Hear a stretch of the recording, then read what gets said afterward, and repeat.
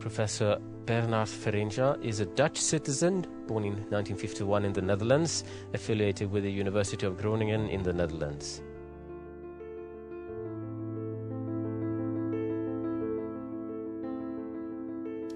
¿A quién dedicó el Premio Nobel? I dedicated my Nobel Prize to my parents and to my students. First of all, my parents, because they were so important. Can you imagine? They were farmers. They never had the opportunity to study. And they all made it possible, and they made it possible that I could go to the university and ultimately became a professor, could do research.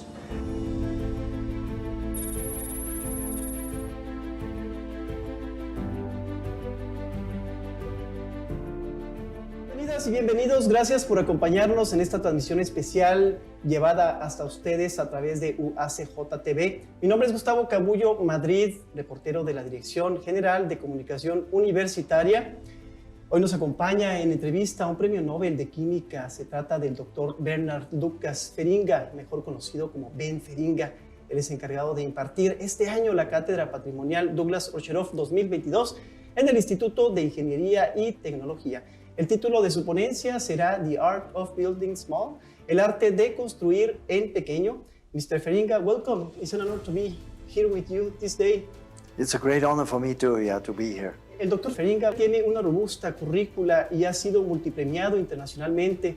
Es un químico orgánico sintético holandés especializado en nanotecnología molecular y catálisis homogénea. Es profesor distinguido Jacobs van de Hof de Ciencias Moleculares en el Instituto Strand de Química en la Universidad de Groningen de los Países Bajos y profesor de la Academia Real de Artes y Ciencias de los Países Bajos. En 2016 fue galardonado con el Premio Nobel de Química junto con Sir Fraser Studart y Jean-Pierre Sauvage por el diseño y síntesis de máquinas moleculares. Dr. Feringa, welcome again. It's my great pleasure. Tenemos entendido que usted arribó a Ciudad Juárez ayer. Yes, I arrived yesterday, yes. ¿Qué impresión le ha dejado la frontera? Oh, it's great to be here, you know. I've never been in this part of Mexico or the United States. So we crossed El Paso and we crossed the border, came in here. And to see this part of Mexico, yeah, with a long history, of course, yeah. I like history a lot. And I enjoy it very much, yes. ¿Qué había escuchado de Ciudad Juárez? Of course, it was a border town, and it is a very important place in the history, you know, of the North Americas, and especially, of course, in Mexico. And of course, in Europe also, we get in the newspapers, you know, these messages about, gangs and so, you know, violence. But honestly, I know they have also an important university and so. And so I was really happy to go here, you know, to visit. Mr. Feringa, ¿ya tuvo el gusto de probar nuestra gastronomía? Yeah, no, we had some. I had breakfast here, of course, and so, and we will have a meal a little bit later. But what's maybe more important, my friends here took me to the Kentucky bar, where I had the tequila, which is really nice, you know, very special. I cannot get this in Holland. Ciudad Juárez, déjame le digo, es una tierra de paso para miles de personas que desean emigrar a Estados Unidos, que buscan un mejor futuro. ¿Por qué considera usted que la gente emigra? I don't have so much comments on immigration policy because it's also in Europe an important issue, of course. Immigrants from North Africa, from the Middle East, you know, Syria, and so we know. But what is really important, in my opinion, and of course I'm a professor at the university, to train your young people well and to develop your area, your region, your city, etc. And the universities play a crucial role there. Centers of education, that is the future for our young people, the future for the next generation. Yes? And then you develop very strongly in your own region, in your own country, and people don't have to emigrate to find a better future, because that's usually a reason to emigrate, to find a better, or for safety reasons, But education is where it all starts. The basis for the future of the next generation. Usted creció con 9 hermanos. ¿Cómo fue su niñez? Yes, I grew up on a farm in a very small village close to the German border in the northeastern part of Holland. I'm from a Roman Catholic family. I'm the second oldest of 10 children.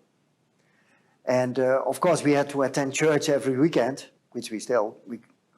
But most important is, I think, we had a very tight family. Yeah, and I was with my brother. We were the first to go to higher education because nobody in our village ever went to a university or a higher technical college. So my brother, my eldest brother, he became an engineer, mechanical engineer. I studied chemistry. And my younger sisters and so many of them studied also, you know. And my parents could never study. They worked on the farm, you know. So this is the situation I came from. But living on a farm, yeah, has the opportunity as a child to discover. And that was wonderful. I think that is where it all started. ¿Por qué es importante que un país esté educado? Now you have to realize every child has a talent. Some children are really good with their hands. They become carpenters, artists, car mechanics. Others are really talented into mathematics or languages or whatever. I think every child should get the opportunity to get educated and to get to the level, you know, they can reach, yeah? Not everybody goes to the university, but realize you should stimulate young children, yeah? Elementary school, high school, higher education, to get the best out of them, yes? I think that is really important. And that will help them for their future, because it's the basis for the future. ¿Por qué es importante que los gobiernos le apuesten a la ciencia y la tecnología? You have to realize that science and technology is the basis for our modern society, yeah? Without science and technology, you would not have a smartphone, yeah? You would not have this camera. You would not have modern pharmaceuticals for your health. You would not have a car or an airplane. And I think we have all facing a modern society which we appreciate a lot. But now look to the future. Climate change, yeah? We have to make things different, sustainable, green, yeah? Less energy. How are we going to do that in the future? And a lot of it, yeah, of course it is also the behavior of people, yeah, social sciences and so on, but a lot will come from new technologies. Eh? How are we going to fly our planes in the future without kerosene? How are we going to drive electric cars if we have to develop the batteries for the electric cars, to make better pharmaceuticals, to treat the elder people, yeah? Cancer, which is still a big problem, heart disease. So I think science and technology will be really crucial for making a sustainable society of the future. We will have now 8 billion people in this world. Soon there will be 10 billion. We have to learn how to recycle our materials, how to reuse them again, how to recycle plastics, all these things that we use. Otherwise, we have a serious problem in the future. We already have a problem. So we need a lot of new technology. ¿Qué lo motivó en su vida para interesarse en la investigación, en la química? This is really interesting. You know, when I went to high school, gymnasium, I got physics, mathematics, biology, chemistry, yeah? And my best marks were in mathematics, yeah? But I liked experiments. And chemistry, the chemistry teacher in high school did experiments with us. And I liked that a lot. Making colors, making smells, making all kinds of nice things, materials, etc. This was the basis for going to the university, yes? I think all of us remember one good teacher that makes the difference and makes you going in a certain direction. ¿Recuerda cuál fue su primer experimento? I remember experiments at school, of course, but the first experiment I will tell tomorrow at the university, when I made my first chemical compound, yeah, that nobody else had made in the world. It was useless, but it was, for me, so important. Eh? Nobody else had made that molecule. That was really important chemical. It's like making a discovery, for the first time. Eh? You feel very excited. ¿Cómo es un día normal en su vida? Now, Of course, things have changed after this magic call from Stockholm, yeah, where I got the Nobel Prize.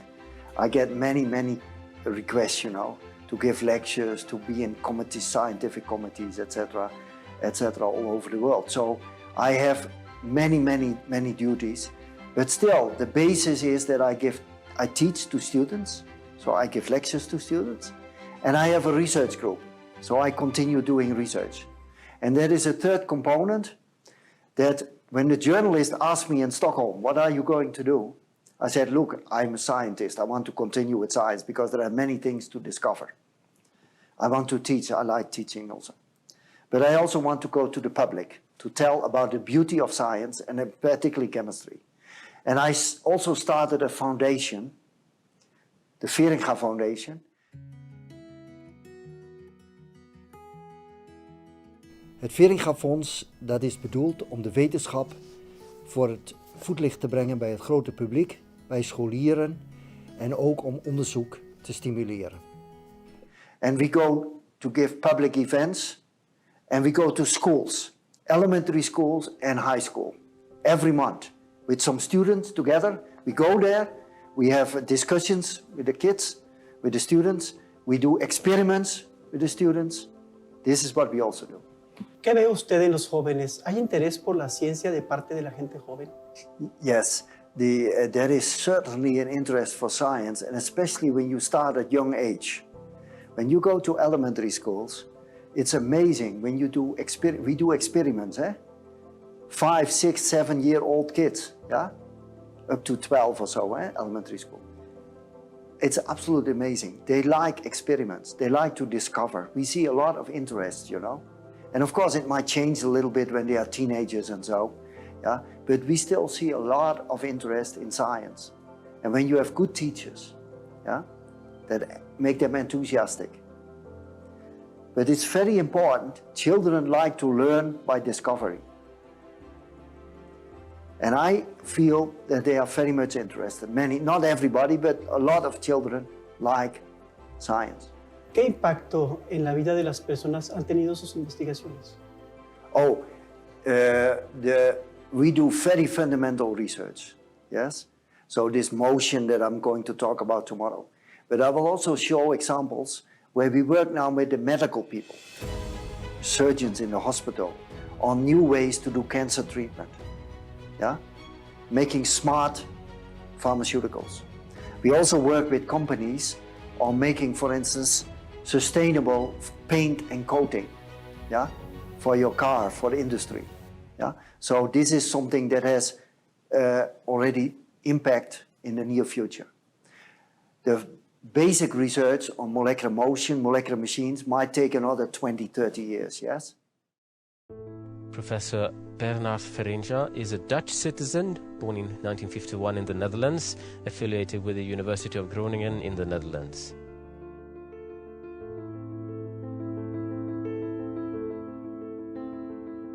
¿Cómo recibió usted la noticia de que sería el Premio Nobel 2016? Yeah, when I got this magic call from Stockholm, they call you 1 hour before the official announcements, yeah? And I was discussing with my student about some chemical problem in my office, and then I got this telephone call. And of course, I could not speak for 5 minutes because it was such a big surprise, yeah?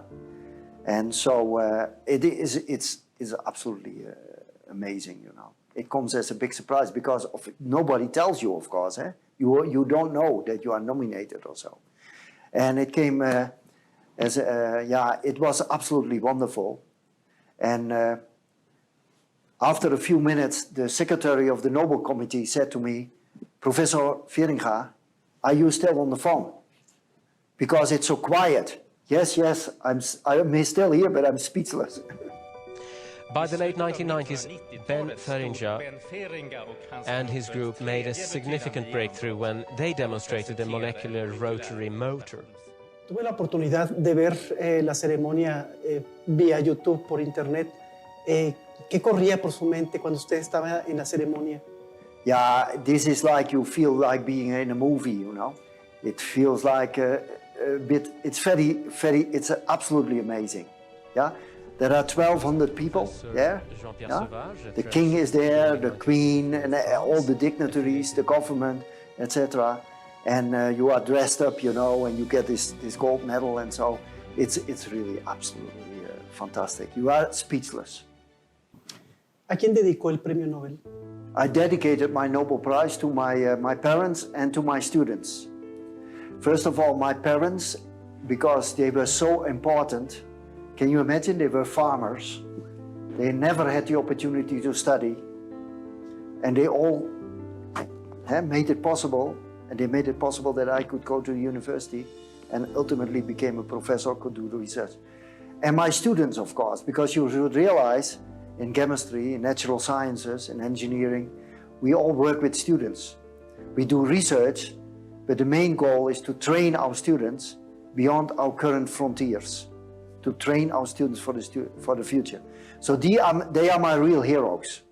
We all do all this research, of course, together with our students, to train them, to do discoveries, etc. We work as a team, That's really important. ¿Considera que la familia está detrás de todo el esfuerzo científico reconocido? Yeah, no, I think my family was very supportive, although my parents never went to higher education. But they were very supportive that we study, that we learn, build a good basis for our future, whatever we would be.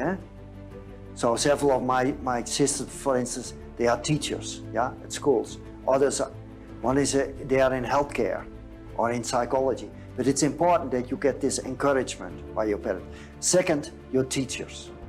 Because realize not every family has the possibility to encourage their kids enough. So the teachers have a very important role here. Para la gente que no está muy especializada en el tema, ¿cuál es la trascendencia de la nanotecnología?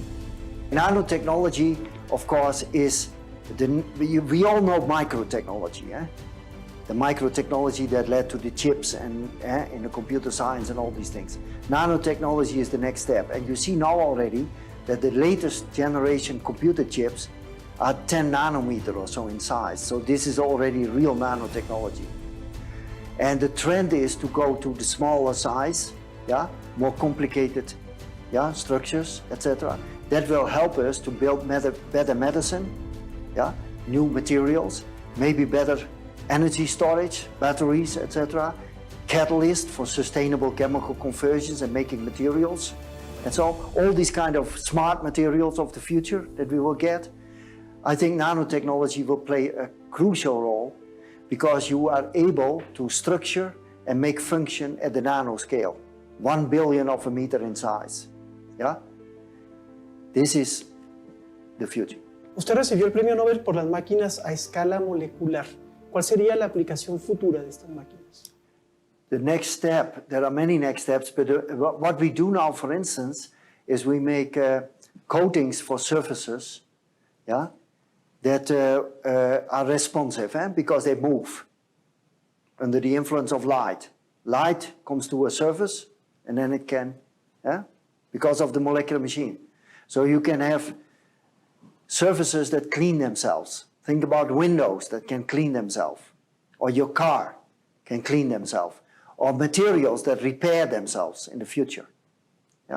So you have a scratch in your car, don't worry, over 20 years it will repair itself. ¿Cuál cree que sean los nuevos retos de la química con respecto al desarrollo de conocimiento ante una contingencia como el COVID-19?